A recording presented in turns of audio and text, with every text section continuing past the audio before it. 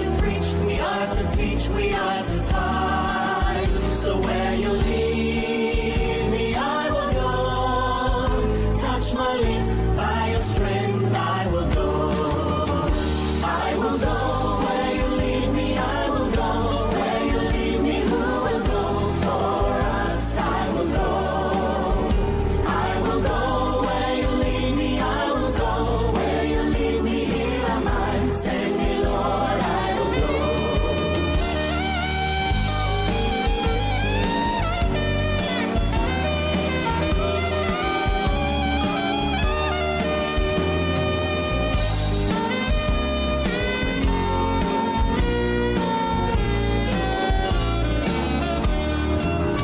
Because my eyes have seen the King, I must tell all the world, worship Him. In all the nations, in all the world, where He sends me, yes, I will go. I will go where you lead me, I will go. Where you lead me, who will go for us? I will go. I will go where you lead me, I will go. Where you lead me, here am I. Send me, Lord, I will go.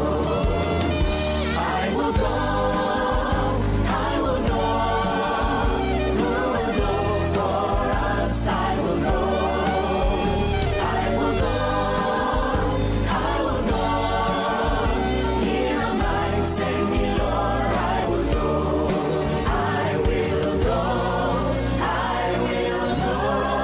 I will go.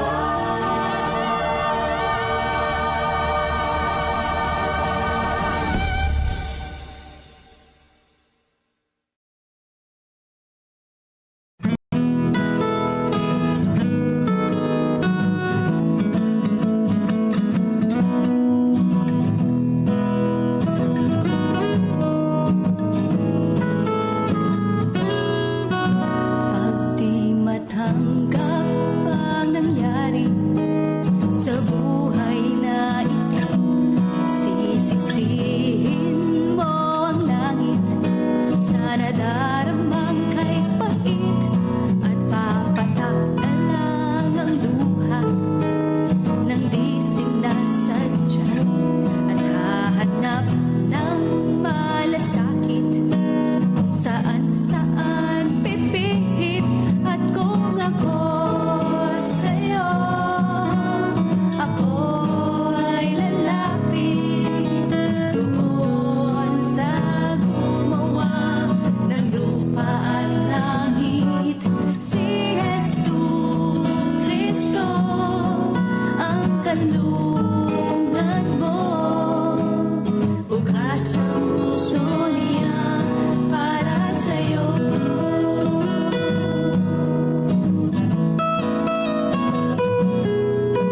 Pag lumipas na ang oras, lahat magwawakas. Matatapos ang paghihirap, kalwalatian ang haharap. At titingin ka sa likod mo't magbabalik na lang. Makikita mong malinaw at ang lahat mapupukaw. At kung ako sa'yo, ako ay lalapit doon sa gumawa ng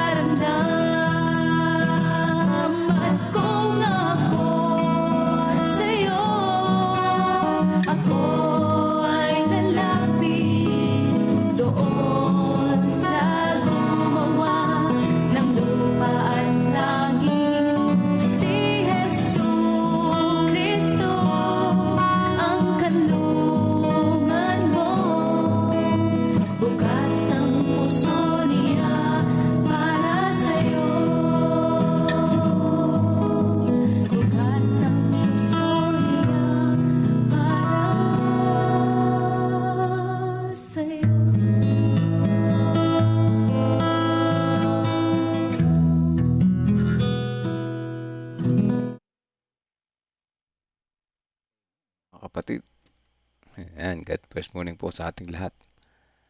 At dapat talaga tayo ay lalapit kay Yesu Kristo. Ay, bukas ang puso niya para sa atin. Maganda yan sa umaga kanta na yan, ano? Para masaya, pampagising, ano, napapa-indak-indak pa tayo sa umaga na po. So, ayan, ano, good first morning po sa ating lahat. Happy Sabbath po sa lahat na narito ngayon. Kamusta po kayo? Ay, happy Sabbath po kay Kuya Arman. Happy Sabbath po dyan sa inyo. Kay, although dyan ay biyernes ng gabi pa lang. Tama, no? Ngayon, magagabi. Sabat na rin. Kasi pa-sunset na or sunset na, no?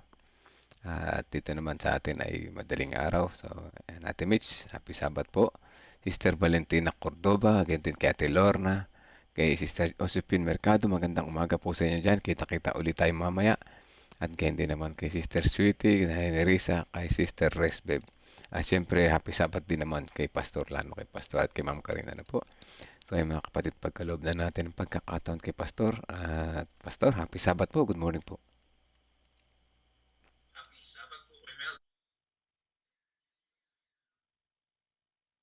Opo, kita po at malinaw din yung boses. Salamat po. Okay po, so happy Sabbath.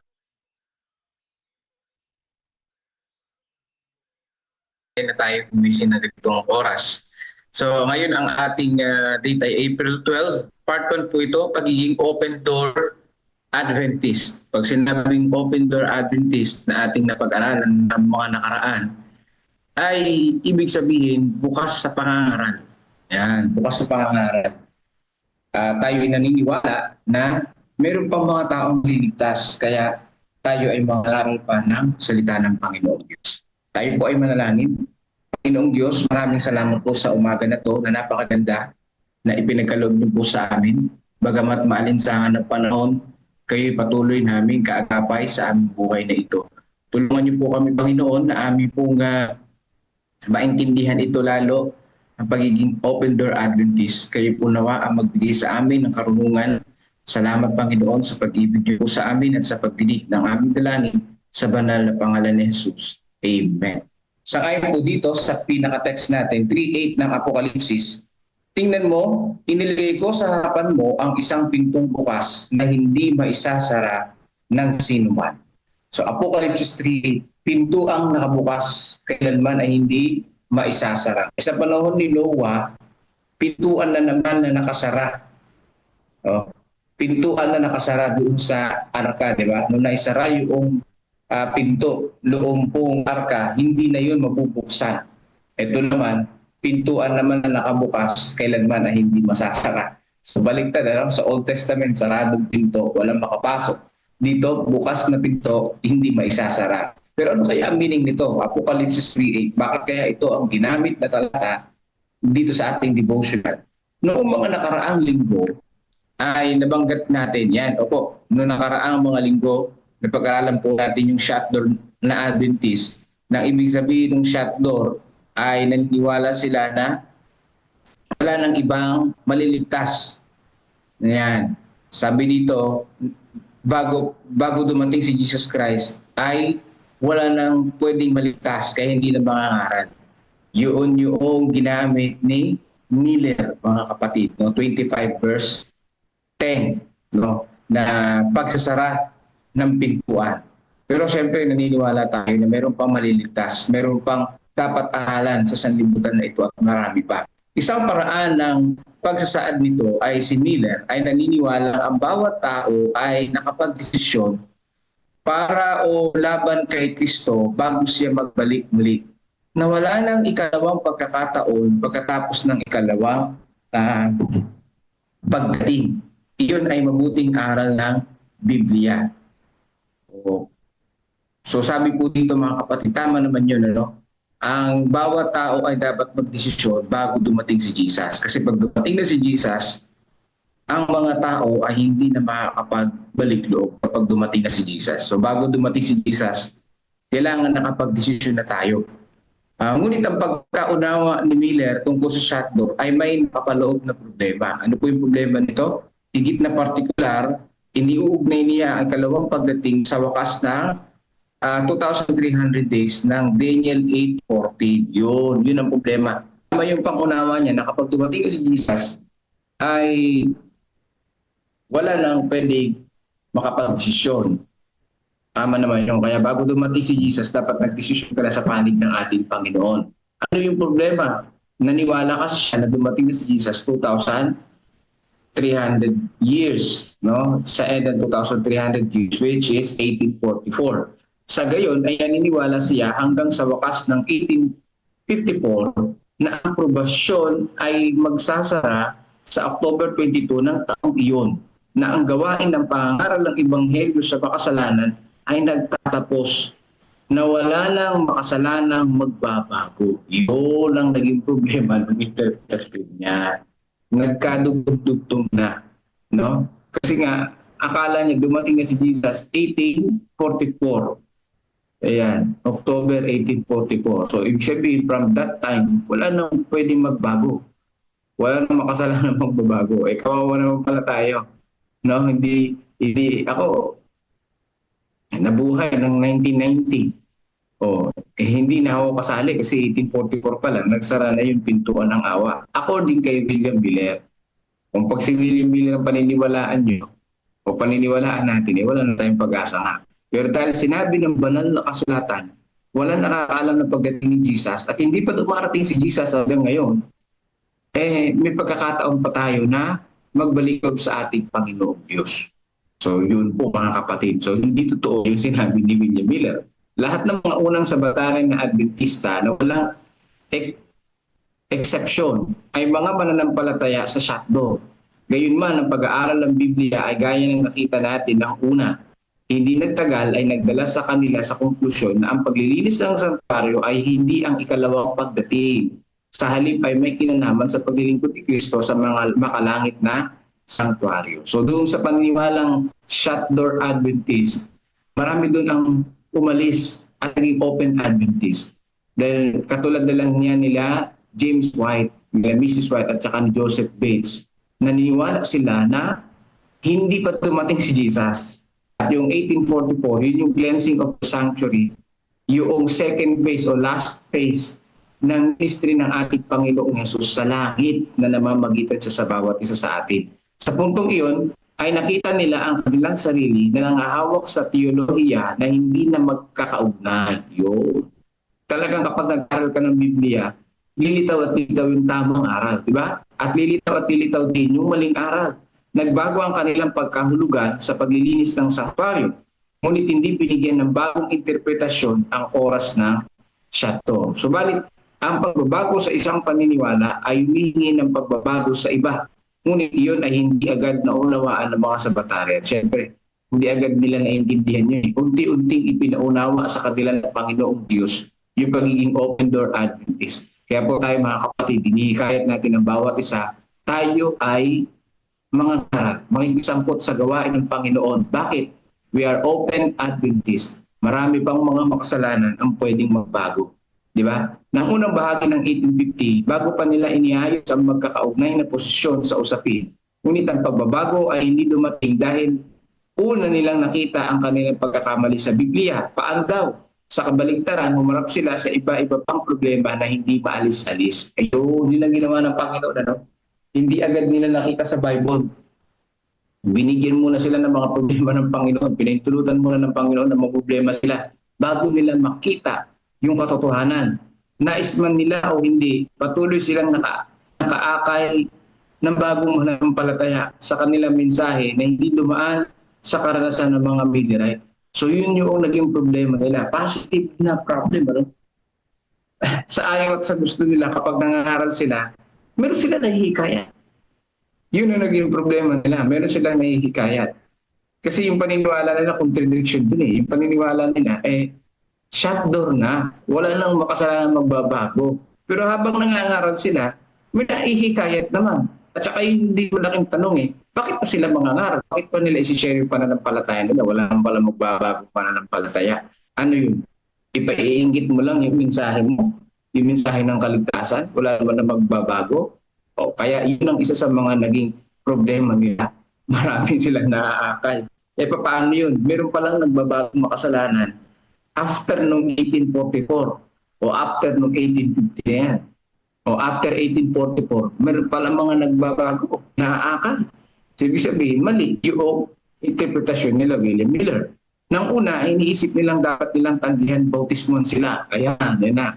Dahil ang gayong pagkahikayat ay imposible. Yun ang nasa isip nila. Iyon ang kalagayan ni J.H. Wagoner na sa bandang huli ay naging pangunahing ministro sa mga Seventh-day Adventist. So, ayun, gusto niya rin magpabinyag. Kaya si Pastor Wagoner. O kaya lang, ayaw nga siyang binyagan dahil imposible mahikayat ka. May ganun pala, no? Magpapabautis din pala, imposible mahikayat ka. Pero ngayon, mga kapatid, hindi imposible mahikayat ang tao. Posible mahikayat ang tao dahil sa ating Panginoong Diyos. Ang pag-udyok ng Banal na Espiritu ay nariyan. Ang realidad na iyon ng mga naakay sa pananampalataya na nasanay hindi mangyari ang siyang nagtulak ng mga sabatayan ng pabalik sa Biblia para pag-aralan muli ang paksa. Yun, ang bandang huli ng 1850 at 1852 ay napag-unawaan nila ang kanilang pagkakamali. So 1850s, hindi naintindihan ang pagkakamali. Bakit? Ipinakita sa kanila ng Panginoon na ang makasalanan pwedeng magbago. Marami sila nabibinyagan eh. Di ba? Pag nangangaral sila eh. Kaya kung nakita ko din dito mga kapatid, kahit hindi mo sadyaing may magpabinyag, may magpapabinyag kapag ka ikay nangaral. Basta tuloy-tuloy ka lang mangaral. Kasi sila, wala mo silang intensyon magbinyag eh. Ang intensyon nila, mangaral, manginggit. Yun ang implikasyon nun. Manginggit lang sila sa pangangaral. Kasi wala naman na magbabago eh. Di iinggitin lang ninyo yung mga makasalanan. Kapag nasa isip niyo, hindi sila magbabago. Di ba? No. Sila nasa isip nila, imposible may magpabautismo. Pero tuloy-tuloy sila pangangaral. May nagpapabautismo. So sa atin, ganun din tayo mga kapatid. Tuloy-tuloy lang pangangaral ang training natin, yung pagbabahagi ng salita ng Panginoon, kahit nasa isip mo walang magpapabinyag, meron maaakay na salita ng Panginoong Diyos. Dahil yan ay salita ng Panginoon.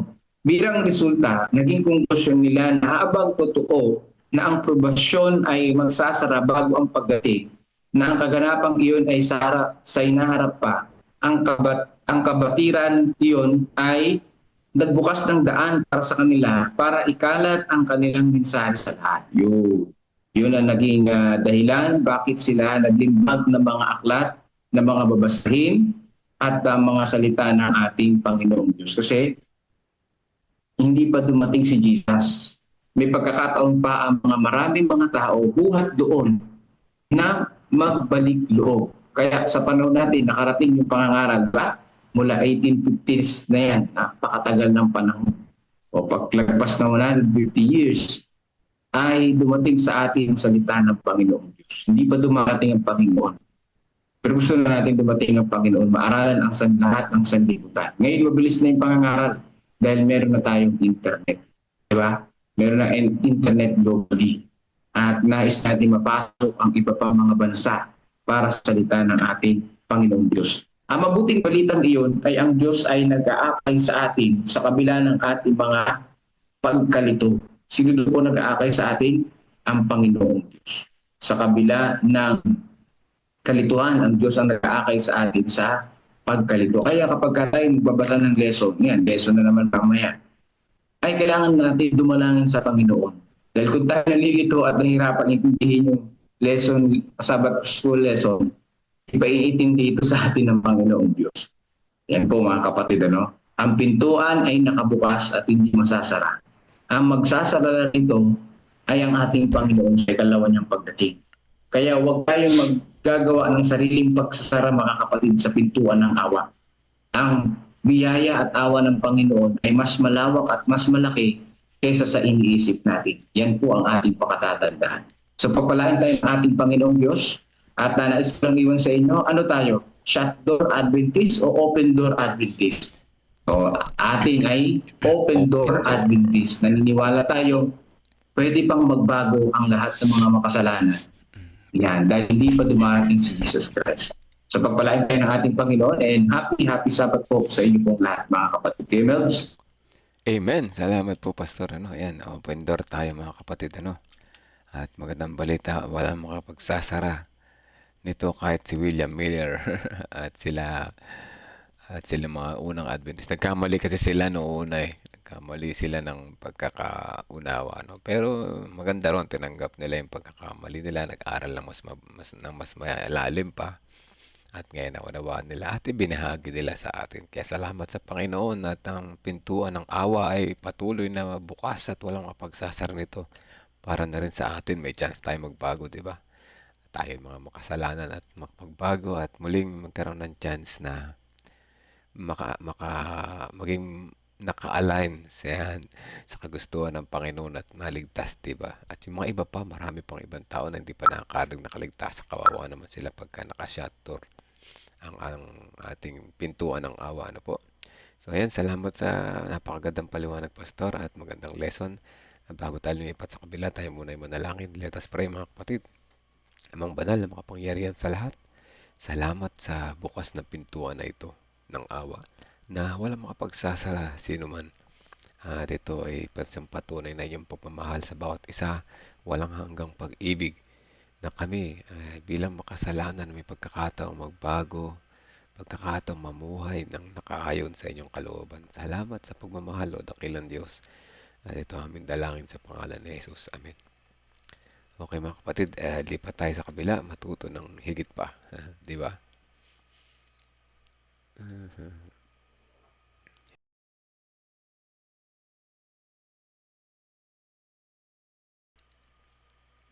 Sa mga bagong pasok, happy God first morning po sa lahat and happy Sabbath po sa inyo. Ayan, dami na nagtataas ng kamay dito. Kay Pastor Marin, labag na labag sa looban ko na mag-COP. Kasi sabi ko, Pastor, ba't ganun? Parang 20% na by tithe natin. Pinaliwanag po ni Pastor Marin sa akin at saka ni Pastor Jonel yung magiging tamang COP. Yun po ay offering dati na kung magkano lang, okay lang. Pero ang tama po palang offering na COP ay 10%.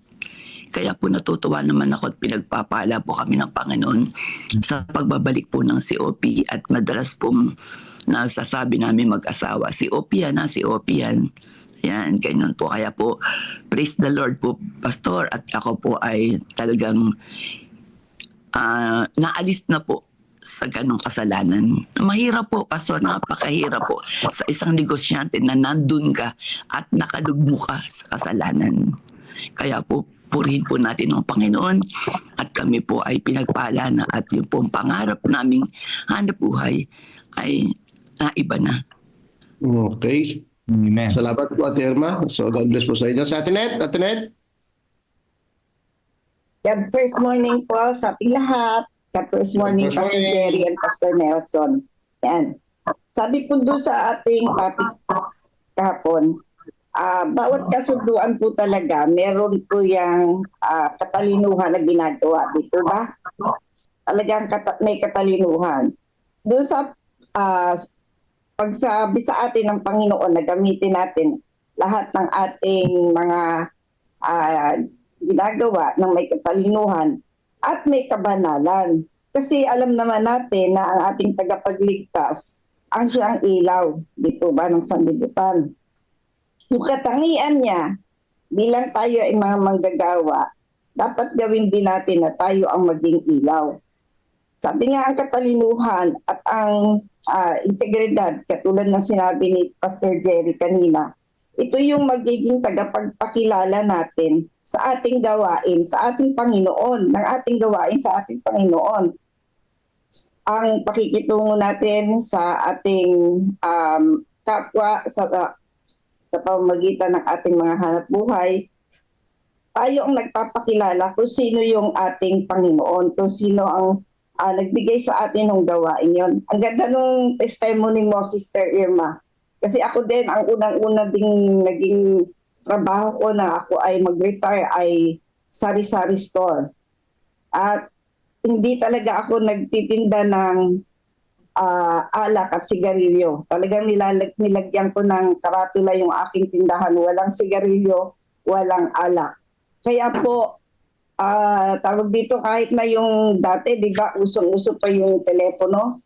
Yung talagang, tawag dito yung umiikot-ikot yung number.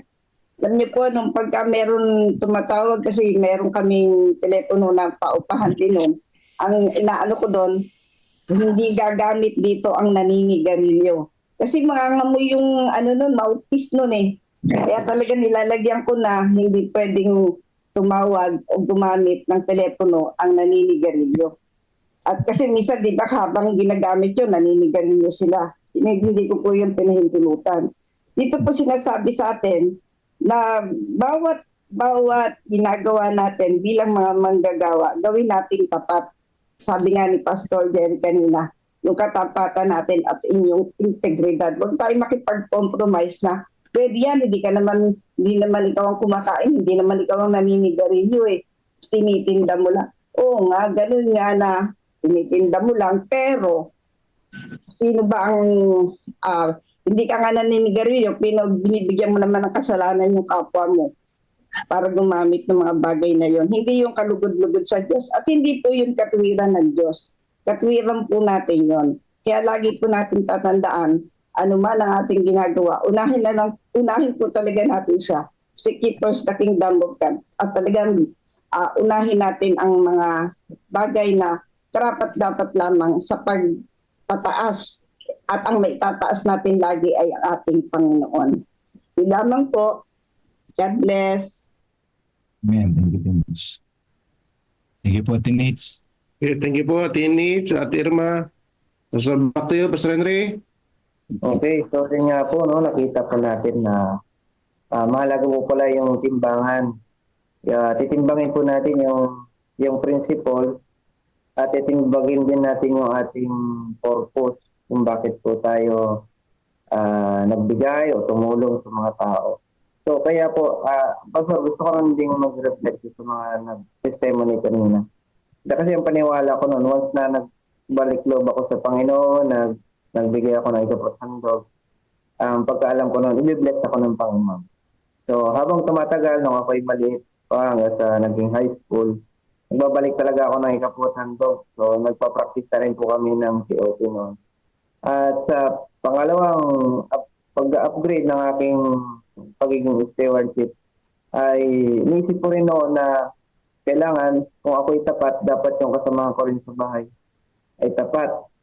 Parang masama sa loob ko kapag ako lang yung tapat, tapos lalo na nung nag-asawa na po ako, o nagkaroon pala ako ng girlfriend noon, gusto ko tapat din siya kasi mapapangasawa ko siya.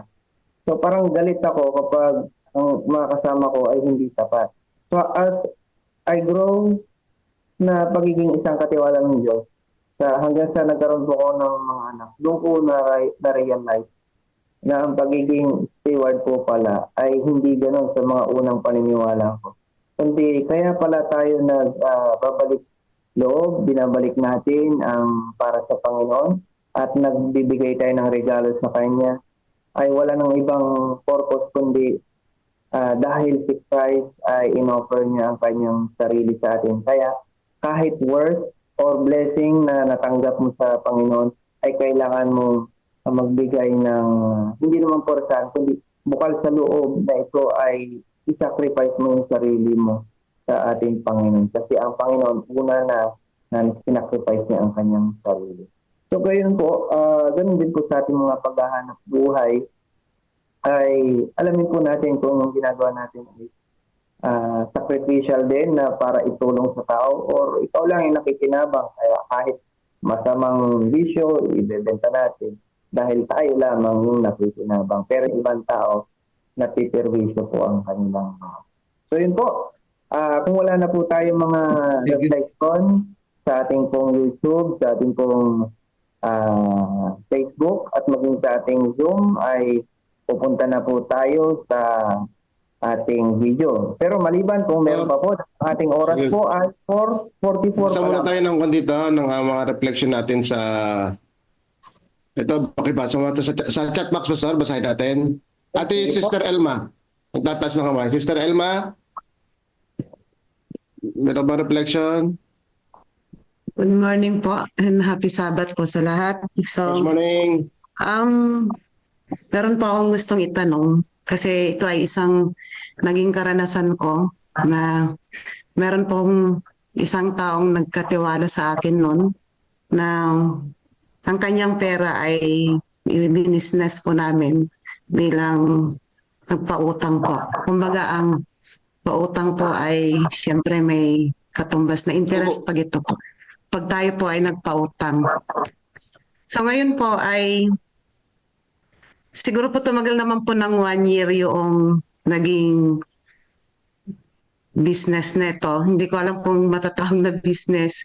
Pero ako po yung umayaw na kasi nakikita ko po na para bang yung mga taong pinautangan mo, nasa isip ko is kaya nga sila umuutang dahil kailangan nila.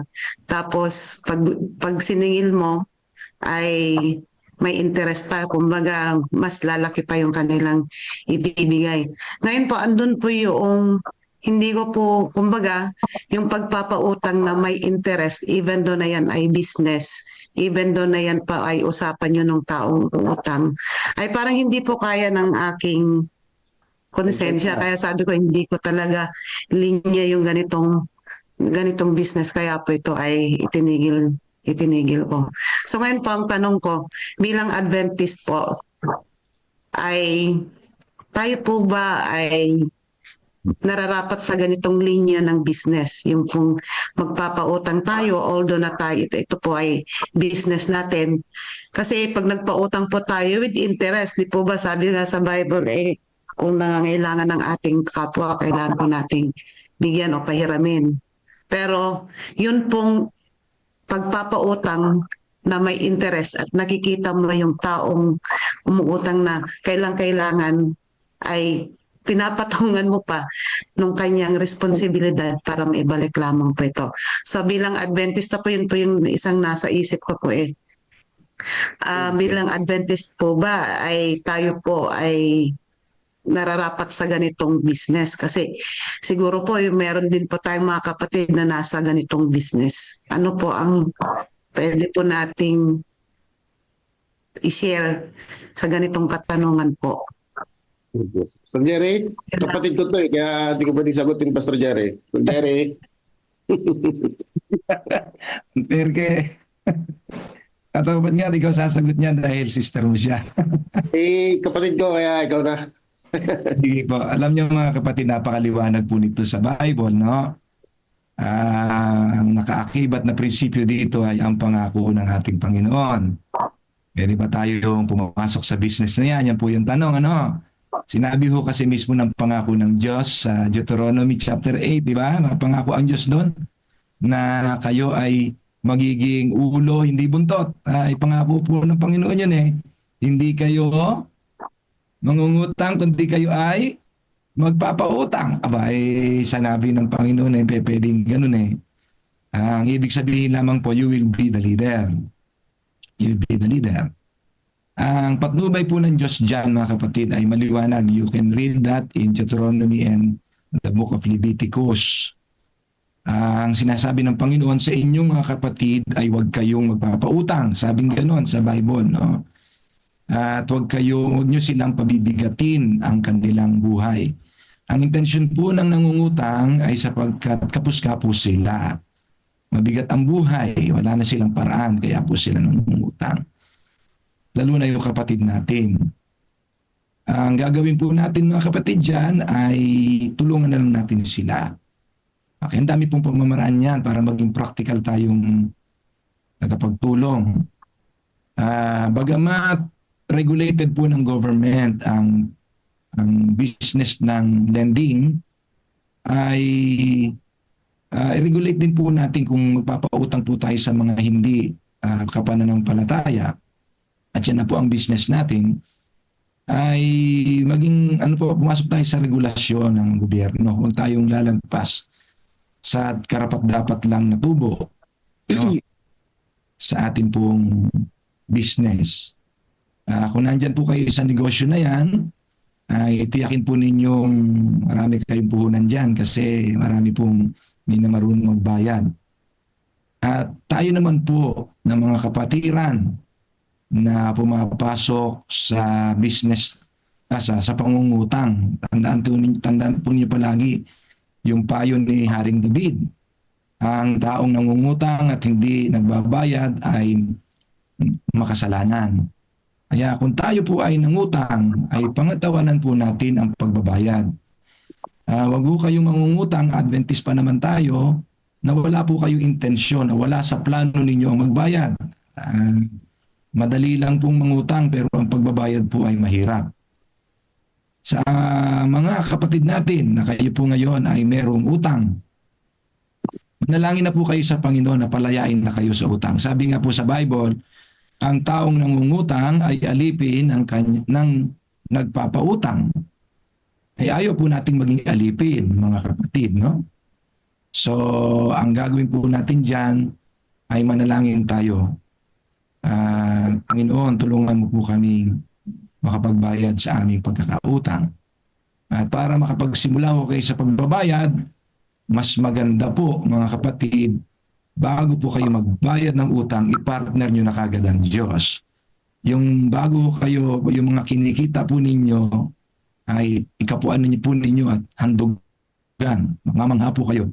Yung matitira, nakababayad na kayo sa utang, nakapag-save pa po kayo. God will provide. God will provide. Pastor Henry. Be honest. Be honest. Pastor Henry. Hello po, Pastor. Good morning po. Good morning po. Happy God first morning, mga kapatid. Pastor Meneses po ito. Sige po, Pastor. Ang aking reflection dyan sa nangungutang at nagpapautang, maging ang Bible nagsasabi na pwede naman magpautang eh. Yes. Opo. Dangan nga lang ay lalong-lalo na doon sa kasambahay natin sa pananampalataya ay iwasan nyo kung yung malaki yung tubo. Yung sapat lang na hindi naman yung ikaw ay malulugi, kundi yung talagang ganun eh. Business yun eh. Kaya lang, yun ang babala sa nagpapautang sa mga kapatid.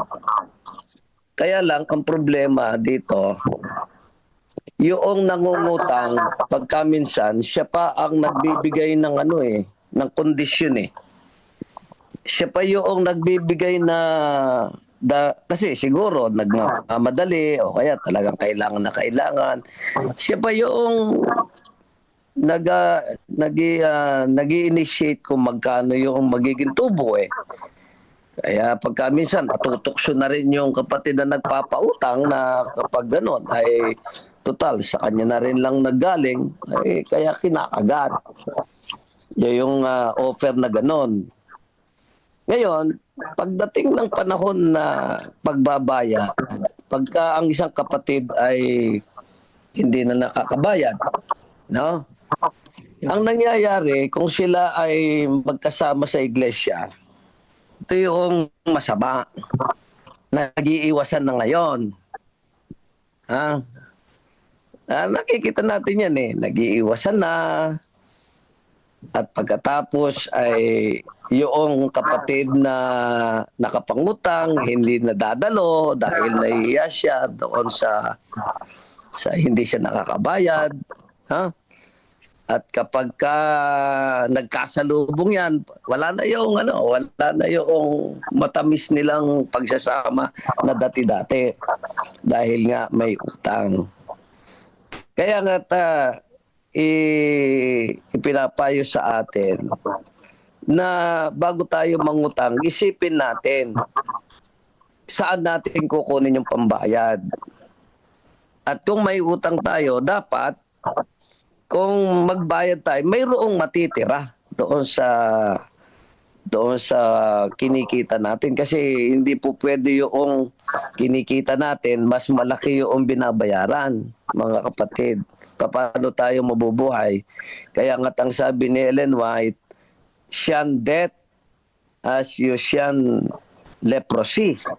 No? Kapag hindi natin na-check yan, parang leprosy yan, kakainin tayo ng utang.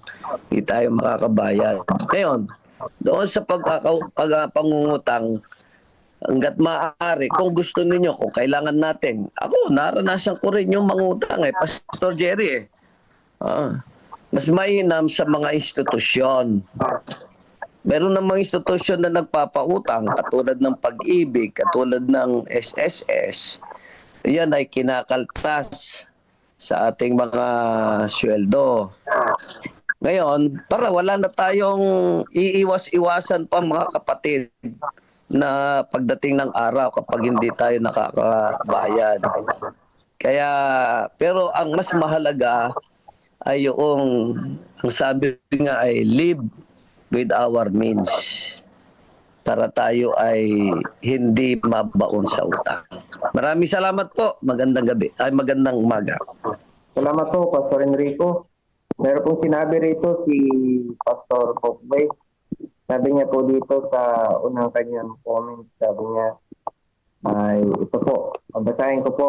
Ang term na hoarding is a common practice of delaying God's cause. Integrity is equivalent to faithfulness of a steward of God.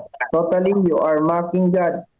If nag-aalaga ka ng baboy tapos nagtatithe and offering sa income nito, kung ang baboy ay karumal-dumal, magiging karumal-dumal din ang iyong pagsamba. Dahil to return tithe and offering is an act of worship to God. So yun po, napaganda ng sinabi ni Pastor. Okay, so yun po, Pastor. Meron kang sasabihin? Yeah, mag-ingat po tayo dyan sa pagsasalita ng ganyan mga kapatid ha. Sa ating po mga Adventist ay maliwanag po ang prinsipyo na yan. No? You cannot justify, the means does not justify the end, just does not justify the means. Totoo po yan pero din pong maayos na paliwanag doon. Sa alam natin mga Adventist ang katotohanan tungkol sa bagay na yan. Pero doon po sa mga non-Adventist, mag-ingat po tayo ng pagsagot sa ganyan. Ano po? Baka masyado po tayong closed door. Hindi tayo open door. So yan po ay napakaganda pag-usapan minsan. No? May mga prinsipyo po tayong sinusunod sa bagay na yan. Salamat po. Pastor, konti ako. Sige po, sige po. Yan. Mga kapatid, sabi nga po sa atin, ang prinsipyo po ng banal na kasulatan, pwede naman po tayong magpautang, ngunit hindi natin yan pwedeng gawing business. Yung pagpapautang, sabi sa banal na kasulatan, lalo na dito sa Exodus, nasabi, kaya po nangungutang ang isang tao dahil dikit sa pananalapi o may kinakailangan siya. Kaya po kung sabi sa atin ng ating Panginoon, huwag nating pahirapan ang sino mang lumapit sa atin na nangungutang, lalo na kung ang kinakailangan niya at sinabi niya na sa atin na para sa kanya lang pagkain o bigas. Yung sabi nga sa atin, kapag may lumapit sa atin, kahit hindi mangutang, kapag nagsalita na kulang sa huwag daw, yung kahit na hindi nagsasalita, kapag dumalaw sa atin, huwag daw nating hayaan na umalis nang wala man lang tayong inaabot. Yun po ang prinsipyo ng Panginoon. At sabi niya dito, kung magpapautang tayo ng salapi sa kanino man lahat na po ito. Sabi niya sa aking bayan, huwag mo silang pakikitunguhan bilang tagapangutang ka. Huwag mo silang papatungan ng tubo. Kasi kaya sila lumalapit dahil sila po ay nahihirapan at nagigipit.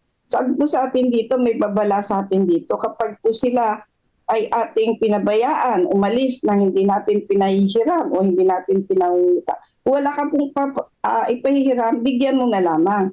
Sabi dito, ang aking puot ay mag-aalab, sabi niya gano'n. Kasi nasasaktan po ang Panginoon sa mga tao na kapag po, minsan may mga tao talaga na ginagawa itong parang yung nakagawian na kapag-ipit ng ngutang.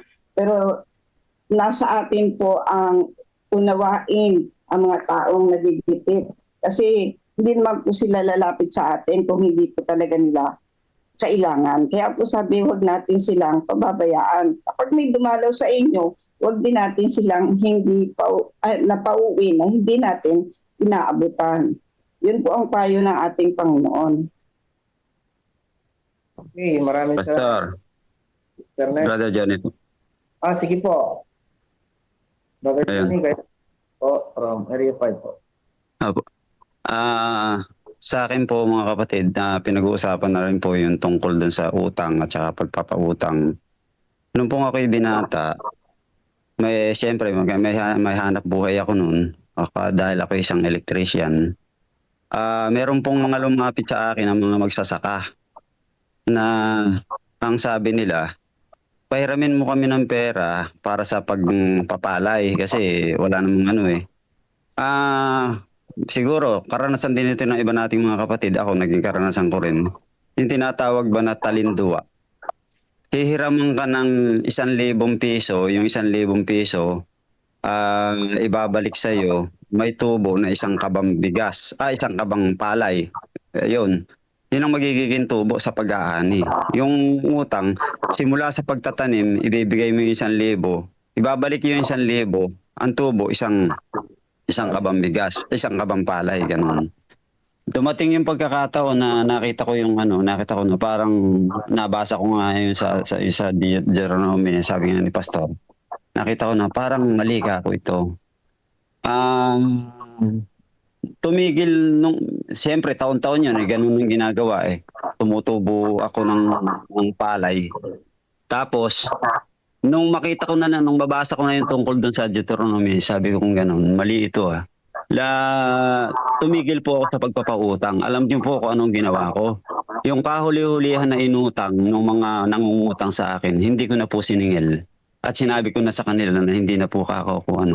Di ba, nakautang po sa akin ng 5,000. Sabi ko, hayaan mo na, huwag ka nang magbayad. Pero sa susunod, hindi na kita pautang sa susunod kasi ayoko na sa ganung kalakaran. Kasi yun po yung aking naliwanagan. Sa panahon po na ito mga kapatid, ay ganun din. Sabi ni Pastor Meneses, merong mga mangungutang, sasabihin sa iyo. Yung ako ay nangungutang 5-6. Ganun ang kalakaran sa pautangan dito sa probinsya 5-6. Meron ako inuutangan, ala siyang maibigay. Pwede bang pautangin mo ako kahit 1,000, 2,000, ganun. Sa susunod na linggo, ibibigay ko rin sa iyo 5-6, sabi ko ganun. Kung halimbawa yung 1,000, ang tubo doon 200. Ganun po yung sa 5-6. Sabi ko hindi. Eto ka ako, pahihiramin kita pero ibalik mo, walang tubo. Walang tubo mga kapatid. Kasi kapag sabi nga sa timbangan na yung titimbangin, ikaw doon ka rin titimbangin ng Panginoon. At sa ganung kaparaanan at ganung sitwasyon, nakita ko naman, hindi naman ako pinagkukulang ng Panginoon. Ibig sabihin mga kapatid, sa karanasan natin, makikita natin na talagang sa personal na po natin yun na relasyon sa Panginoon. Bahagi pa po nung sa pagpapautang. Kasi ito yung mga karanasan ko po, hindi na ibabahagi ko lang. Kasi masaya ako dun sa ganung mga sitwasyon. Tingnan nyo, yung asawa ko, halimbawa, meron po akong kamag-anak, may sakit, sasabihin, alam nila, meron ako, kahit papaano, meron akong konti na naitatabi. Johnny, kailangan namin, may sakit yung ganun, pautangin mo ako ng 10,000. Ganun, pautangin mo ako ng 1,000 kasi may sakit. Sasabihin ng asawa ko, ala tayong ganyang kalaking pera, sasabihin ng asawa ko. Bigyan mo na lang. Minsan ang gagawin sa'yo, bibigyan na lang namin ng 5,000. Sige, 5,000. Ayan. Sakit naman yan. Huwag nyo nang bayaran. Ganun po yung ginagawa po namin mga kapatid. Kahit sa mga kapatid sa iglesia, kapag halimbawa merong pangangailangan, pagka meron po at gipit, binibigyan namin ng pagkakataon na wala talagang tubo mga kapatid. Kasi sa akin, sabi ko yung karanasan ko sa aking edad, hindi ako nagkakasakit mga kapatid. 62 years old na ako hanggang ngayon, wala po akong maintenance na gamot. Kapraso na lang po. Sa panahon ngayon, di ba meron mga GCash. Pagka nag-ingkas ka ng 1,000, ang bayad mo ay 10 piso, minsan 15 pesos. Pag nag-ingkas ka sa kuwan mo sa GCash. Pag naglabas ka, magbabayad ka ng 10 piso. nasa sa 1,000. Pag magpapasok ka, ganun din. Para bang lagaring hapon. Kapag ka sumulong, may kayod. Pagka bumatak, may kayod din. Merong isang kapatid naman na nangangailangan. Kasi ako nakakaipon ako sa GCash minsan, 50,000, 30,000, ganun. Merong isang kapatid na nangangailangan. Sabi niya, meron ka bang GCash? Sabi niya, oo, meron. Baka pwede ka na mag-cash out sa'yo ng mga 30,000. Sa akin mga kapatid, wala na pong tubo yun. Kung 30,000 yung ipinasok ko sa kanya, 30,000 din yung kukunin ko sa kanya. Kasi katwiran ko, kung ako naman ang magpapa-out doon sa ibang lugar, magbabayad din ako. Tapos siya, magbabayad din. Kaya parehas na lang.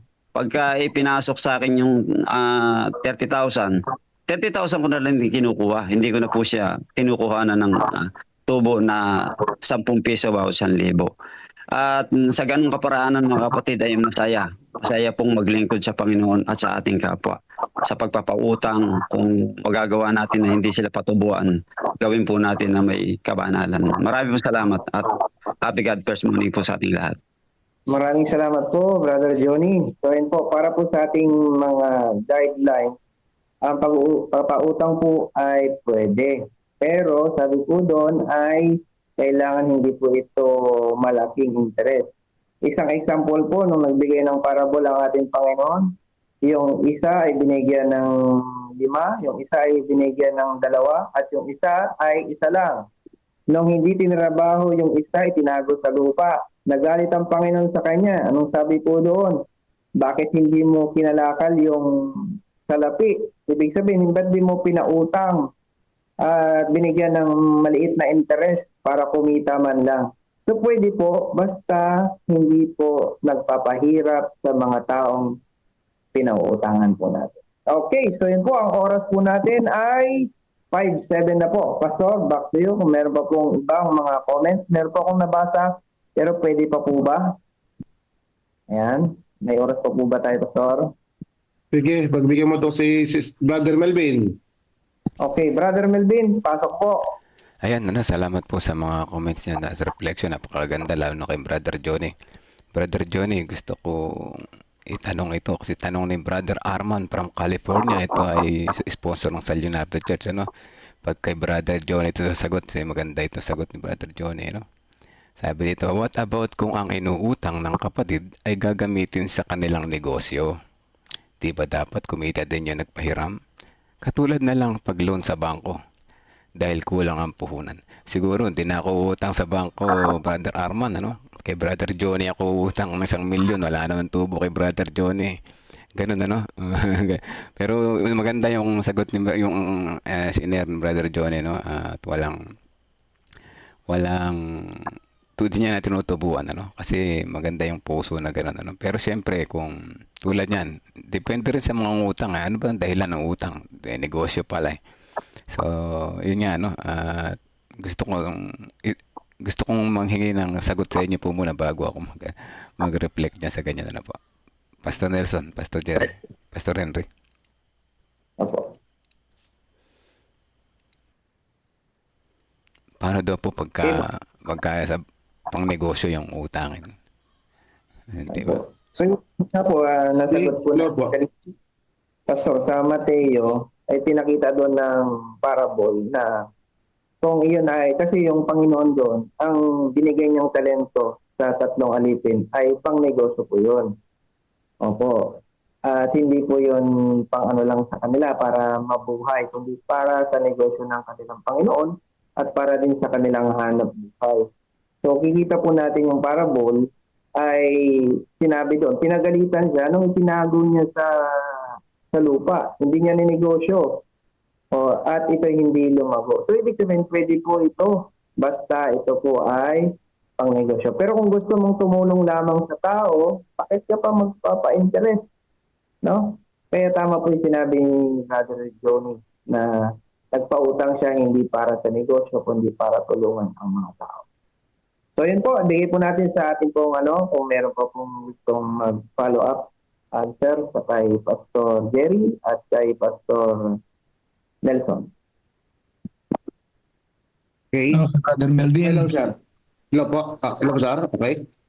Maliwanag po naman ang Bible dyan. Ang prinsipyo po ay yung pong mga mahihirap na nangungutang.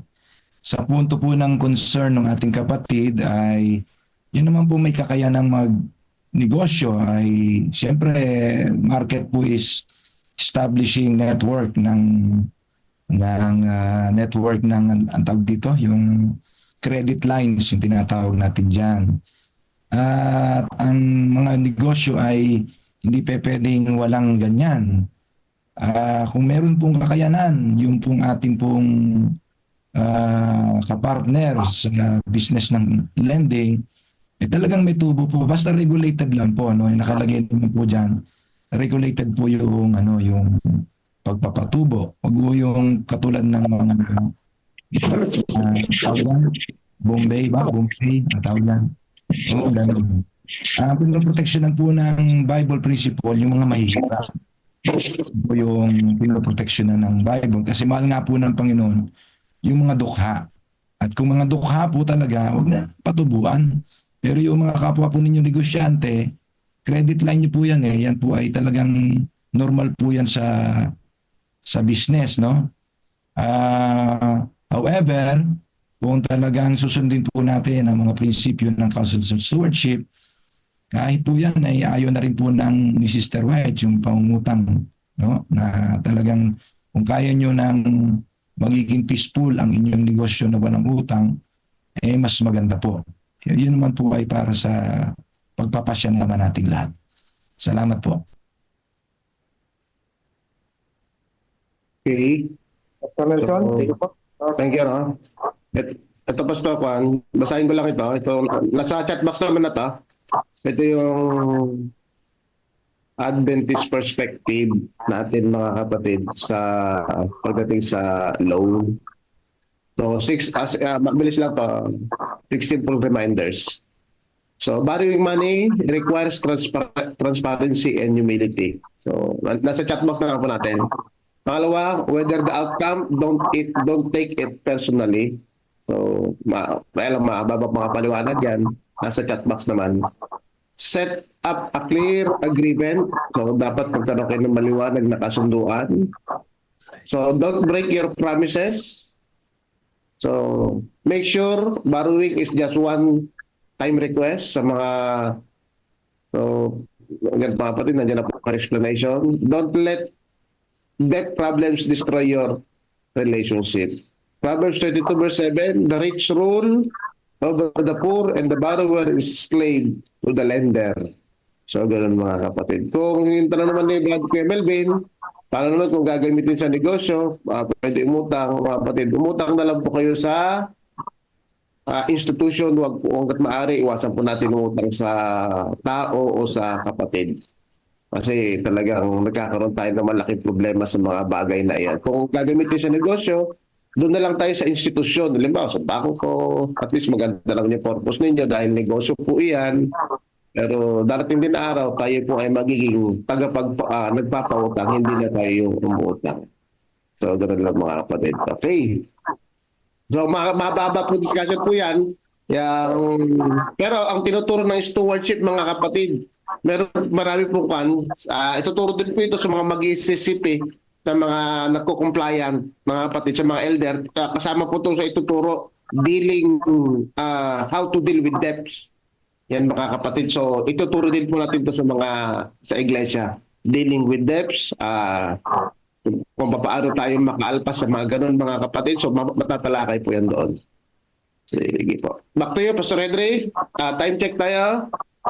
Ang oras po natin ay 5:14. So, ano na po tayo? Medyo late na po tayo, Pastor. So, pasensya na po dun sa mga hindi na, siguro i-ano po natin ito, Pastor. I-note po natin ito para next meeting po uli natin ay meron po tayong karagdagan at mabigyan po sila ng panahon na makita po yung kanilang mga reflection and question.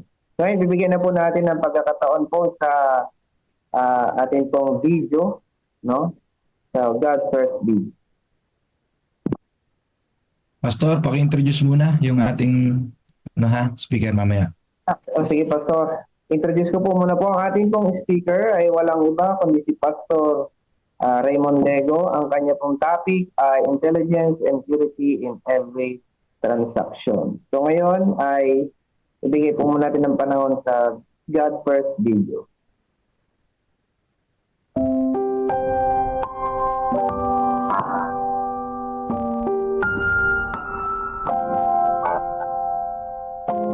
Akala ko imposible. July 13. Offertory Reading Devotional. Ang bunga ng matuwid ay punong kahoy ng buhay, at ang humihikayat ng kaluluwa ay may karunungan. Kawikaan Kapitulo 11 Versikulo 30. Naabot lamang ni Shuganday kung ano ang kayang abutin ng kanyang pangarap. Nagkasakit siya ng madalas sa mahabang panahon at kailangan ang medikasyon upang mabuhay. Ang kanyang karamdaman ang humahadlang sa kanyang gumawa ng maraming mga bagay-bagay. Subalit sa tulong ng Life Hope Center sa Trinidad, bumuti ang kanyang buhay. Dati ay ang pakiramdam ko ay palaging may sakit ako. Pero dahil sa regular na pag-eehersisyo at pagkontrol sa diet ay gumanda na ang pakiramdam ko. Huminto na rin ako sa pag-inom ng aking mga gamot. Ang wika ni Shuganday. Ngayon ay ginagawa ko ang mga bagay-bagay na hindi ko nagagawa noon. Sa edad na 55, akala ko ay imposible itong mangyari. Ang Life Hope Center ay isang Urban Center of Influence, UCI, sa komunidad ng Brickfield sa kapuluan ng Trinidad. Ang isa sa pinakamalaking templo ng Hindu sa bansa ay isang poste lang ang layo. Sa tuwing dadaan ang mga bibisita sa templo, nakikita nila ang Life Hope Centers. Naaakit sila sa makulay na mga karatulang nag-aalok ng iba't ibang mga paglilingkod na may layuning makakatugon sa mga pangangailangan ng komunidad. Si Christine Matura, ang manager ng center, ay nagsagawa ng pag-aaral sa lugar para alamin ang mga pangangailangan ng komunidad bago buksan ng UCI. Nalaman namin na ang mga bata sa lugar ay hindi gaanong nakakabasa ng maayos. Paliwanag ni Christine. Kaya aming pina-enroll hindi lang ang mga bata kundi pati na rin ang kanilang mga magulang, na pag pumasok ang mga bata ay kasama sila. Nagsimulang ituro ng Life Hope Center ang matematika, pagbasa at pagsulat sa mga edad ng bata mula 6 hanggang 15, at mayroon ding programa ng preschool para sa mas maliliit na mga bata. Para sa mga may hustong gulang naman, nag-aalok ang UCI ng mga klase tungkol sa fitness program at healthy living na nagtuturo sa komunidad kung paano maiwasan ang pagkakasakit at mapabuti ang kalidad ng pamumuhay. Ang pangkabuoang pamamaraan ng Life Hope Center ang umakay sa maraming mga tao na tanggapin ang pang-akademya at physical training. Gayun din ay nasumpungan nila ang pag-asa kay Jesus. Regular na nakakatanggap ang mga empleyado ng UCI ng mga kahilingan ng mga tao para sa mga spiritual counseling, Bible study, at mga panalangin. Salamat sa center. Dahil dito ay nakapagtanim kami ng iglesia. Ang sabi ni Christine. At ngayon ay mayroon na kaming 25 tao na dumadalo sa mga serbisyo ng iglesia. Panawagan. Sa buong mundo ay may mga 12 ng mga centers of influence na katulad nito. Kaya ating ipanalangin ang mga proyektong ito, upang sa pamamagitan ng pakikipagkaibigan at pakikiramay, ay masulyapan ng mga tao ang pag-ibig ng Diyos. Salamat sa pagpapabago ng buhay sa pamamagitan ng Global Mission Offering. Ang Global Mission Offering noong 2018 ay ipinadala sa Trinidad at natulungan maitayo ang Center of Influence na ito.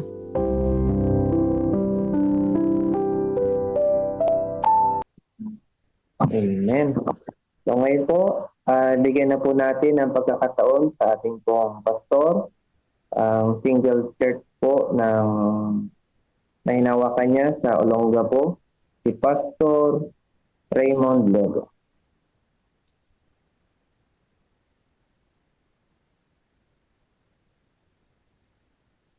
God's morning po, mga minamahal ko pong mga kapatid. Happy Sabat po sa inyong lahat. Sa umagang ito, tayo po ay dadako na sa ating pong Council on Stewardship. Ang pamagat po ng ating pong sa umagang ito ay katalinuhan at kadalisayan sa bawat transaksyon. Sa buhay po natin ay mahalaga ang bawat transaksyon. Ito man po ay mapapamilya, negosyo, goal sa buhay, at iba pa po. Pero ngayong umagang ito ay nais po namin ibahagi sa inyo ang counsel po na sulat po ni Sister Ellen White patungkol po sa mga transaksyon. Ang sabi po dito mga kapatid, ang kabanalan sa Panginoon ay dakilang katangian ng buhay ng manunubos sa lupa. At kalooban niya ito ang maging katangian ng buhay ng kanyang tagasunod. Ibig sabihin mga kapatid, ang ating Panginoon ay nagbibigay sa atin ng katangian kung papaano po tayo mabuhay, ganun din sa bawat transaksyon. Sa pagpapatuloy po, ang kanyang mga manggagawa ay dapat gumawa ng may di makasarili at katapatan at may kinalaman sa pagiging pakinabang at impluensya ng bawat iba pang manggagawa. Ang katalinuhan at kadalisayan ay upang markahan ang lahat ng kanilang trabaho, lahat ng kanilang mga transaksyon sa negosyo. Siya ang liwanag ng mundo. Mga kapatid, sa bawat transaksyon, sa bawat business, sa bawat negosyo, ang payo po sa atin ni Sister Ellen White ay tayo ay maging dalisay at tayo po ay maging makitaan po ng mabuting ehemplo.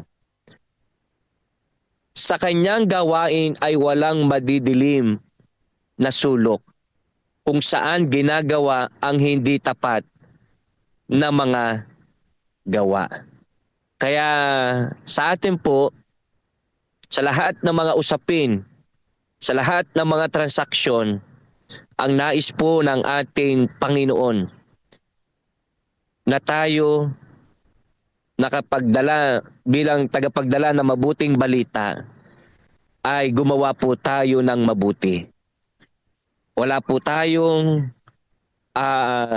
ibang usapin na gagawin kung hindi sa ikabubuti ng ating relasyon sa Panginoon, sa ating transaksyon, sa pakikipag-usap sa iba, kung hindi mga kapatid, ang ating gagawin ay naayon sa kalooban ng ating Panginoon at tamang pagsunod sa ating Panginoon.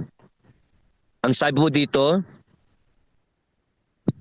ang kawalang katarungan ay nasa pinakamataas na antas na hindi nakalulugod sa Diyos. Kaya mga kapatid, anuman ang transaksyon na ginagawa natin sa ating buhay, tayo po ay maging tapat sa Panginoon. Sa maliit, sa malaki, na mga pag-usapin sa transaksyon, ang nais ng Panginoon ay tayo po ay maging dalisay at tayo po ay maging mabuting ehemplo. Napakagandang prinsipul po na pinapaabot sa atin sa umagang ito ng stewardship. Sabi nga po ay stewardship is total life management. Sa lahat ng ating po mga transaksyon, Nawa ito po ang maging prinsipyo po natin. Sabi nga din po, stewardship is a lifestyle of accepting the lordship of Christ. Isa pa po, ang sabi po dito, stewardship is putting God first. Kaya po sa lahat ng ating pong mga transaksyon, sa lahat ng ating pong gagawin mga kapatid, maliit o malaki man po ito, lagi po nating unahin ang Panginoon. Maging tapat po tayo, maging dalisay po tayo, at makita sa atin ang kaliwanagan, hindi ang kadiliman. Sabi nga po sa isang quotation mga kapatid, bulag ang pag-aalala at hindi maunawaan ang hinaharap. Ngunit nakikita ni Jesus ang wakas mula sa simula. Sa bawat paghihirap ay inahanda niya ang kanyang paraan upang magdala ng kaginhawaan. At isa nga po na ating napakinggan ang principle ng ating pong isang batikan na si Pastor Claro Vicente. Ito po ang isa niyang paalala sa bawat isa sa atin. Stewardship has to be understood from the perspective of man's relationship with God. Kaya mga kapatid, nais ang Diyos sa bawat transaksyon na ating pong ginagawa sa ating buhay, ay kailangan po makita yung ating relasyon sa Panginoon, yung pagtatapat natin sa Panginoon, yung ating pagiging dalisay sa ating Panginoon, na kung saan tayo bilang anak ng Diyos ay makitaan tayo ng mabuting halimbawa, impluwensya, at mabuting tagapagsunod ng ating Panginoon. Pagpalain po tayo ng ating Panginoon, put God first and you will never be lost. Amen. Praise the Lord. So tayo po ngayon ay dinako po sa Amen mga kapatid. Ano po? Ayan, salamat sa napakagandang lesson sa umaga na ito. Tungkol sa transaction. Business pa rin yung usapan na ito na tungkol sa mga business. So ayan recap lang tayo sandali bago tayo manalangin at ang oras ay nagtutungulin mga kapatid. At sabi dito ay karunungan at kabanalan sa bawat transaction. Yan ang title, ano? So, sa bawat transaction natin, kung tayo man ay buyer or consumer, o kung tayo man ay seller o business, ano po, sa lahat ng ating transaction, kailangan magkaroon tayo ng karunungan at kabanalan. So, paano natin magagawa yon? Ang source ng karunungan ay ang Diyos. So, gayon din naman siya ay ang kabanalan. So, sa bawat ating transaction, ang pinakamaganda rito reflection, isama natin si Jesus. Ayan. Isama natin si Jesus sa ating negosyo. Ayan, ano po. Masarap kasama si Jesus sa negosyo. Hindi 50-50 yung hatian nyo, kundi 20-80 minimum. 80 sa'yo, 20 sa kanya. O, ganun, ano. So, yun, karunungan, may pagpapakumbaba sa pakikipag-usap, maging makatarungan at makadiyos. Kung iyan ay may negosyo, usapang negosyo, may tubo, wag naman ay sobrang laki ng tubo dahil hindi makadiyos ang 20% yung 5-6, ano, pangit yan, ano. At kung kaya naman na wag namang tubuan, mas maganda. Pagpapakita yan ng pagmamahal, lalo na kung depende sa utang, ano. Depende sa utang. Pero pagka usapang negosyo na, marapat lang na lalo't kung malaki yung iyong ipapautang, marapat lang na magbigay ka ng kaunting, nasa pag-uusap nyo, ano, kaunting tubo. Kaya dito masasagot yung tanong ni Kuya Arman kanina, no? Kung depende sa utang, ano, pero pag sinabang negosyo na, like sa bangko, hindi naman pwedeng ilang tubo sa bangko, no? So tama yung mga sinagot nila, mga ganda yung mga sinagot nila, lalo na yung kung tungkol sa negosyo, yung utangin, huwag sa kapatid ka uutang. Maganda doon sa bangko na lamang kasi may regulated na sila na sistema. Doon na lang, ano. Pero kung sa kapatiran tayo magungutang ba, gamitin natin yung lesson nito, karunungan at kabanalan sa bawat transaction. Ano po, naway magkaroon ng Kung hindi makabayad si kapatid, magkaroon pa rin ng karunungan at kabanalan. At kung ikaw naman ay yung nangungutang, magkaroon ka rin ng karunungan at kabanalan, ano? Maging tapat kayo sa kasunduan at maging isama natin si Jesus sa lahat ng pagkakataon, transaction. Napakagandang lesson ito, no? Kaya pag sinama mo si Jesus sa iyong mga lakad, saan ka man pupunta, mga kapatid, hindi ka maliligaw. Ano po? Hindi ka maliligaw. Kaya salamat sa mga lesson na ito at natututo tayo sa bawat sandali, sa bawat oras at sa araw-araw. Ano po? Ngayon ay dadako tayo sa panalangin. Sama natin sa panalangin ang ating mga mahal sa buhay, ang mga sinama natin sa Harvest 2025 prayer list. Tapos pagpapatuloy ko po. Wala naman na rin itong ibang comment bukod doon. Sabi ni Sister Sweetie, mga kapatid, awit 15:1-6, huwag maglabas ng salapi na may tubo. Ayan, ano? Pag huwag maglabas ng salapi na may tubo, lalo na kayo na umutang, ay kailangan niya na talagang dukha siya, no? Pero pagka yung bangko ay karapatan nila yan, negosyo po nila yung magpautang, ano? Pero sa ating mga kapatid, mas magandang huwag nang maglagay ng tubo. Yan. Okay ba kasi yung pahiram at saka yung negosyo, yung usapang negosyo. So malawak na usapin to, sa kulang yung kanila rito 3 oras kung talagang iisa-isahin talaga yung mga maliliit na mga na mga types ng klase ng kasi negosyo to negosyo. Actually, mainly ang dapat ang topic lang dito ay negosyo, napunta sa na out of topic kanina, no? Pero anyway, kasama pa rin pautang na-focus sa pautang, no? Dapat sa negosyo kasi tungkol sa business yung ating usapan, yung lesson kahapon sa magiging sa business, ano po. So anyway, maganda at natalakay yan tungkol sa pagpapautang. Maganda rin, maraming natutunan, di ba?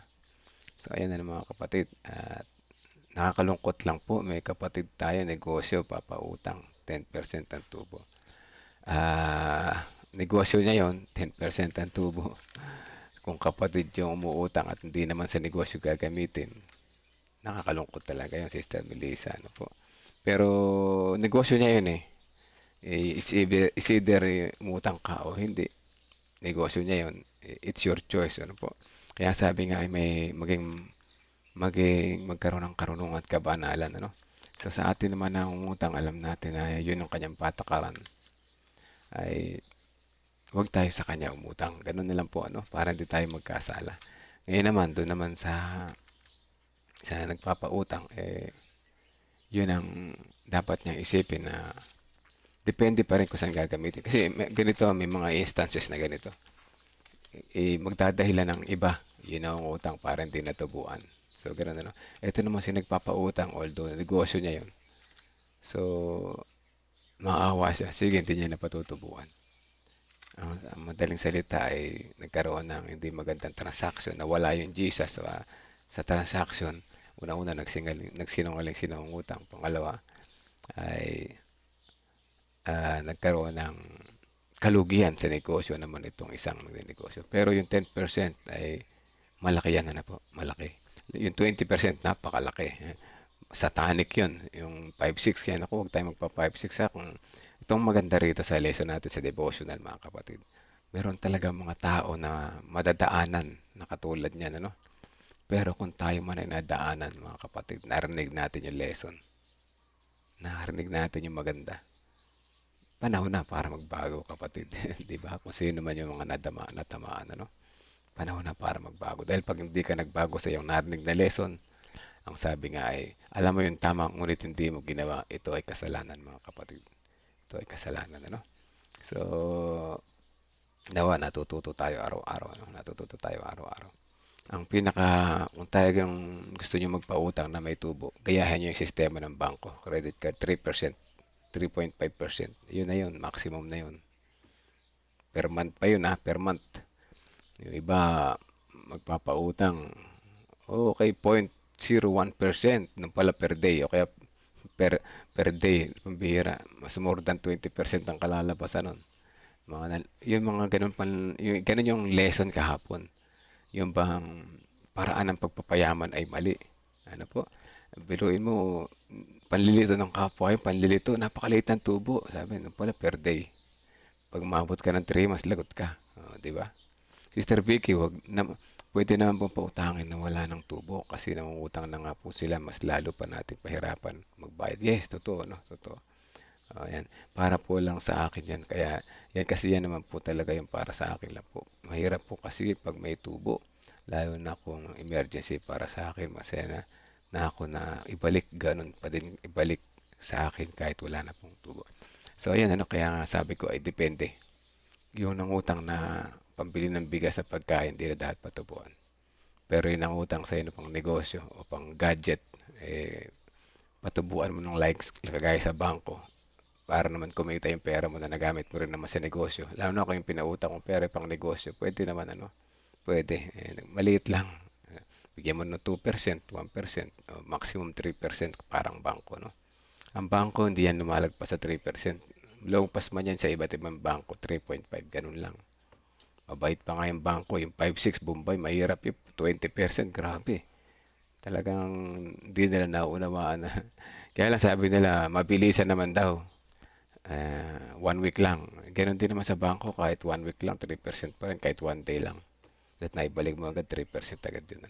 Yung credit card, hindi ko sure, pag nabayaran na yata ng within 1 month, wala yata tubo. Parang ganun, hindi ko sure, hindi ko pinag-uubusan ng panahon yung mga ganun Kasi mas ayoko sana mangutang, pero pag kailangan talaga sa bangko credit card, binabayaran ko din agad before the due date. Kasi kailangan mabayaran unless tutubo yun, sayang.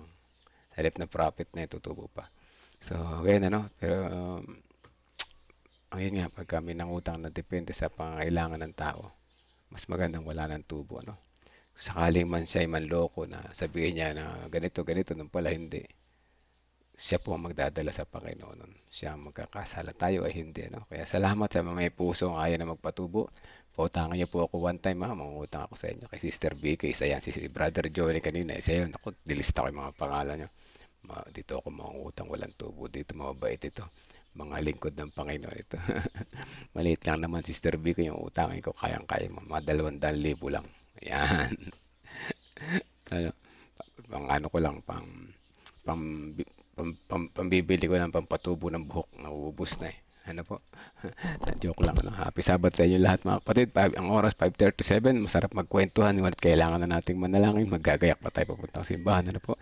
Alam ko marami pang mga comment dyan. Marami pang mga nilalaman yung ating isipan. Pero mahalaga natuto tayo ngayong araw na to. Natuto tayo at tayo ay lalago kasama si Jesus Christ. Po. Talagang walang imposible pagkasama mo si Kristo. Lahat matututunan mo unti-unti, dahan-dahan tayo lalago. Tayo manalangin, mga kapatid. 30 seconds silent prayer. Itutuloy ko pagkatapos. Po. Let us pray.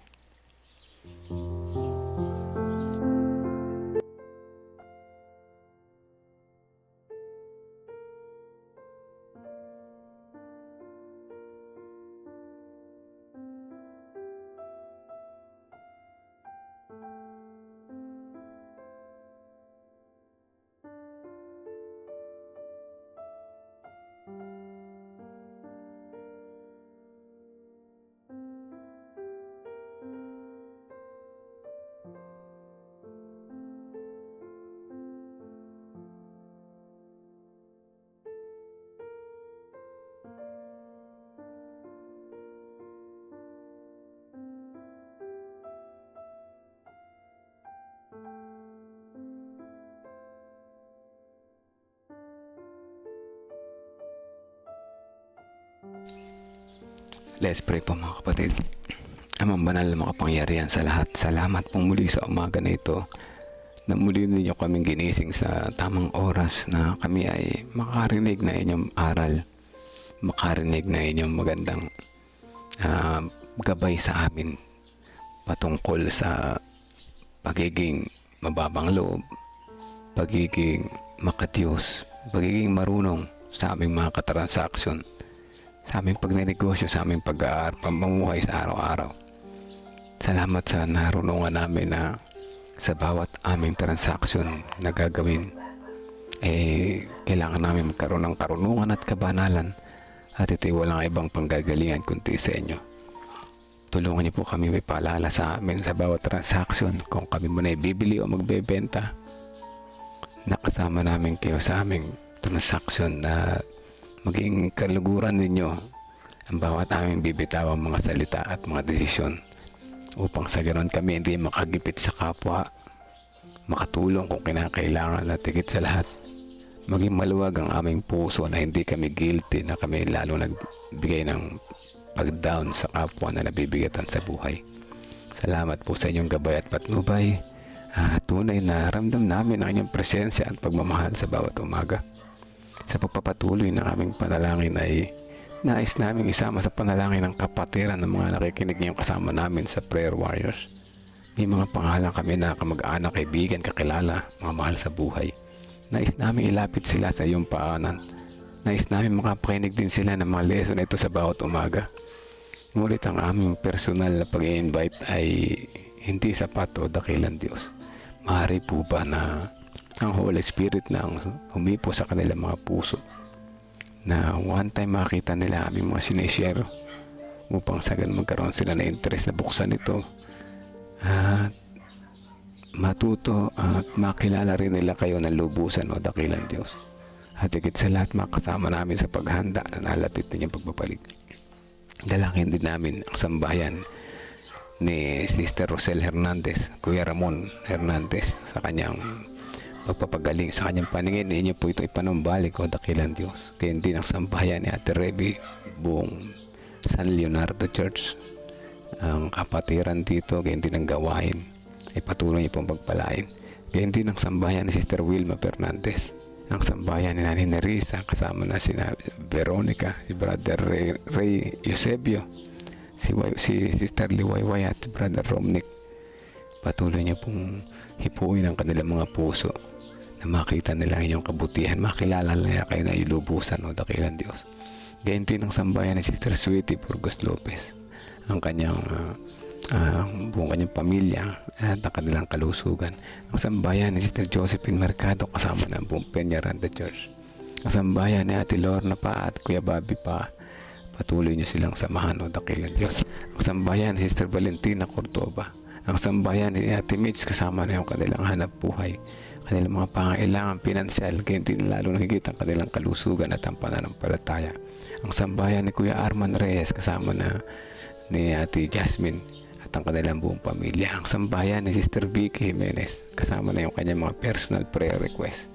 Ang sambayan ni Ma'am Nora Cabietes, ang kalusugan ni Brother Victorino Gutierrez, at kaya din si Leonard sa kanyang trabaho, dakilan Diyos. Ang sambayan ni Sister Emelinda kasama ng buong pamilya niya. Ang sambayan ni Ma'am Femi, si Ma'am Rachel at ang kanyang recovery o dakilan Diyos. Ang gawain ng elementary school namin, ang graduation, patuloy na maging handa ang lahat. Samahan niyo po kami. Ang sambayan ni Sister Des Flores kasama niya yung kanyang mga anak at ang kanyang hanap buhay at ang kanyang asawa, ang kanyang buong pamilya. Ang sambayan ni Sister Shirley Rosacinto, ang sambayan ni Nanay Fina at Tatay Rudy Rico Hermoso, ang sambayan ni Ate Evelyn Sabat, ang sambayan ni Sister Janet Gatmaytan, ang sambayan ni Kuya Melchor Canlas, Kuya Monching Canlas, Kuya Narsing Canlas, ang sambayan ni Sister Melissa Gambo at ni Sister Vicky Jimenez, ang sambayan ng iba pang mga kapatiran na narito ngayon, hindi namin nabanggit, ay patuloy niyo kaming pagpalain ng malusog ng pangatawan, masayang araw ng Sabat na ito. Ilayo niyo po kami sa anumang mga tukso. In Jesus' name we pray. Amen. Amen. Amen mga kapatid. Ano po? Salamat po sa mga prayer warriors. At salamat sa mga sumubaybay. Salamat sa mga nag-share. At alam ko tayo ay natuto. Ano po? Hindi pwede naman po pastor. Hindi po ako pastor. Ano? Si Pastor Nelvin, yung isa kanina yun. May ala kasi siyang video. No? Ako naman ay si Brother Melvin. M yung umpisa ng pangalan ko, N naman yun sa kanya. Magkatunog pero hindi kami magkasing gwapo. Mas gwapo si Pastor Melvin. Lamang siya sa akin ng isang paligo lamang. Ano po? Ayan, ano po? Madalas na pagkakamalan akong pastor. Hindi po ako pastor. Ako isang ordinaryong tao lamang po mga kapatid. Kagaya nyo ay nais na magbago. Isang makasalanan na nais magbago. Sa tulong ng Panginoong Jesus ay nakapagbabago naman unti-unti ano po, sa tulong na itong devotional sa bawat umaga. Kaya Sister Vicky, tayo po, salamat ay mabuting puso pautangin ako Sister Vicky, 200,000 lang ano. Konti lang yan, kayang-kaya. Easy, easy. Ayun ay joke lang ano, baka seryosohin niyo po ano. Hindi naman mangutang man ako sa inyo, hindi ganoon. Pero hindi iwasan ko mangutang kayo ano. Ayoko na. Mahirap. Mahirap mangutang. Mas maganda yung ako yung nagpapautang. Praise the Lord. Amen ano. Sabi nga ng Panginoon, mas maganda ikaw yung nagpapautang kaysa nangungutang. Kasi pag nagpapautang, nakakatulong ka pero huwag mo nang tubuan. Di ba? So yan, salamat po Sister Vicky, Sister Sweetie, Ate Mitch, Sister Melissa, Nanay Nerissa at sa iba pang mga nandiyan sa background. Hanggang bukas po muli. Happy Sabbath po sa atin lahat. God first morning. Ano po?